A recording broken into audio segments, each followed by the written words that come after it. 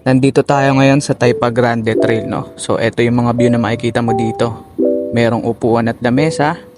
Meron ding elevator dito, no? Kapag ka gusto mo mag-akit baba para makakuha ng magandang peak.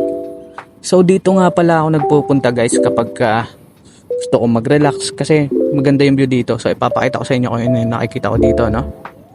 So, ayan yung nakikita ko dito, guys. Kita mo yung COD, yung Parisian, yung Venetian, yung Andas, at yung Galaxy. Syempre matatanaw mo na rin dito yung Old Taypa, no?